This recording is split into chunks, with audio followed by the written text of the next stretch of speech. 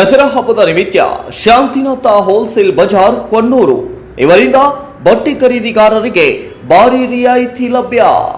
ಯಾವುದೇ ಬಟ್ಟೆ, ಸೀರೆ, ಚಿಕ್ಕ ಮಕ್ಕಳ ಬಟ್ಟೆ, ಬ್ರಾಂಡೆಡ್ ಶರ್ಟ್ಗಳಾದ ರಾಮರಾಜ್, ಅಲೆನ್ಸೋಲಿ, ಜೀನ್ಸ್ ಪ್ಯಾಂಟ್ಗಳಿರಲಿ ಖರೀದಿಸಿ ಭಾರಿ ರಿಯಾಯಿತಿ ಪಡೆಯಿರಿ. ಇದು ಶಾಂತಿನಾಥ ಹೋಲ್ಸೇಲ್ ಬಜಾರ್ ಕೊಣ್ಣೂರು ನಿಮಗಾಗಿ ಭಾರಿ ರಿಯಾಯಿತಿ ನೀಡಿದೆ. ಅಥಣಿ ಪುರಸಭೆ ಮೇಲೆ ನಡೆದಿದೆ ಎನ್ನಲಾದ ಹಲ್ಲೆ ಖಂಡಿಸಿ ಪೌರ ಕಾರ್ಮಿಕರು 2 ದಿನಗಳಿಂದ ನಡೆಸುತ್ತಿದ್ದ ಮುಷ್ಕರ ಕೈಬಿಟ್ಟು ಕರ್ತವ್ಯಕ್ಕೆ ಹಾಜರಾಗುವಂತೆ ಅಥಣಿಯ ಶಾಸಕ ಲಕ್ಷ್ಮಣ್ ಸವದಿ ಅವರು ಸ್ಪಂದಿಸಿ ಪೌರ ಕಾರ್ಮಿಕರು ಮುಷ್ಕರ ಅಂತ್ಯಗೊಳಿಸಿದ್ದು, ಈ ಸಂದರ್ಭದಲ್ಲಿ ಮಾತನಾಡಿದ ಶಾಸಕ ಲಕ್ಷ್ಮಣ್ ಸವದಿ ಅವರು, ಯಾರೇ ತಪ್ಪು ಮಾಡಿರಲಿ ಕಾನೂನಿನ ಚೌಕಟ್ಟಿನಲ್ಲಿ ಅವರಿಗೆ ಏನು ಕ್ರಮ ಜರುಗಿಸಬೇಕು ಅದನ್ನು ಪೊಲೀಸ್ ಇಲಾಖೆಯ ಆಫೀಸರ್ಸ್ ಮಾಡ್ತಾರೆ. ಪೌರ ಕಾರ್ಮಿಕರ ಸೇವೆ ಅಮೂಲ್ಯವಾದ ಸೇವೆ.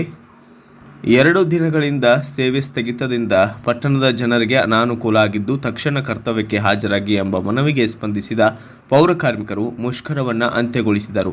ಇದೇ ಸಂದರ್ಭದಲ್ಲಿ ಅಥಣಿಯ ಡಿವೈಎಸ್ಪಿ ಪ್ರಶಾಂತ್ ಮುನ್ನೋಳಿ, ಸಿಪಿಐ ರವೀಂದ್ರ ನಾಯ್ಕೋಡಿ, ಅಥಣಿಯ ತಹಸೀಲ್ದಾರ್ ಹಾಗೂ ಸಿದ್ದರಾಯ್ ಬೋಸಗೆ, ಪುರಸಭೆ ಅಧ್ಯಕ್ಷೆ ಶಿವಲೀಲಾ ಸದಾಶಿವ ಬುಟಾಳಿ ಸೇರಿದಂತೆ ಸರ್ವ ಸದಸ್ಯರು ಕೂಡ ಉಪಸ್ಥಿತರಿದ್ದರು.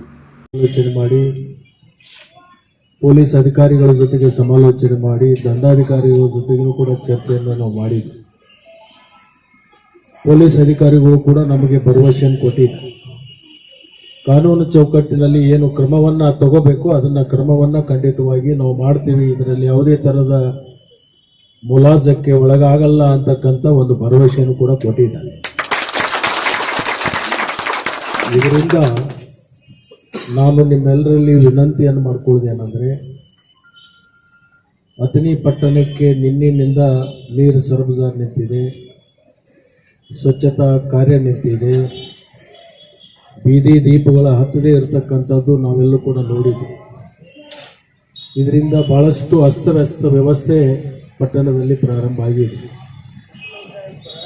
ಈ ಒಂದು ಘಟನೆಯಿಂದ ಸಾರ್ವಜನಿಕರಿಗೆ ಬಹಳ ತೊಂದರೆಯನ್ನು ಆಗ್ತಕ್ಕಂಥದ್ದು ಕೂಡ ನಾವೆಲ್ಲ ಮತ್ತು ನೀವು ಕೂಡ ಗಮನಿಸಿ. ಒಬ್ಬ ಜನಪ್ರತಿನಿಧಿಯಾಗಿ ನಮ್ಮ ಜೊತೆಗಿರ್ತಕ್ಕಂಥ ಎಲ್ಲ ಅಧಿಕಾರಿಗಳು ಕೂಡ ಆ ನಿಟ್ಟಿನಲ್ಲಿ ಮುಂದೆ ನಾವು ಜಾಗೃತಿಯನ್ನು ವಹಿಸ್ತೀವಿ ಅಂತಕ್ಕಂಥ ಮಾತನ್ನು ಕೂಡ ಈ ಸಂದರ್ಭದಲ್ಲಿ ನಾನು ಹೇಳಲಿಕ್ಕೆ ಬಯಸ್ತೀನಿ. ಅದಕ್ಕೆ ನಿಮ್ಮ ಮುಷ್ಕರವನ್ನು ಹಿಂಪಡ್ಕೋಬೇಕು. ನಿಮ್ಮ ಸೇವೆ ನಮಗೆ ಬಹಳ ಅಮೂಲ್ಯವಾಗಿರ್ತಕ್ಕಂಥ. ಸ್ವಲ್ಪ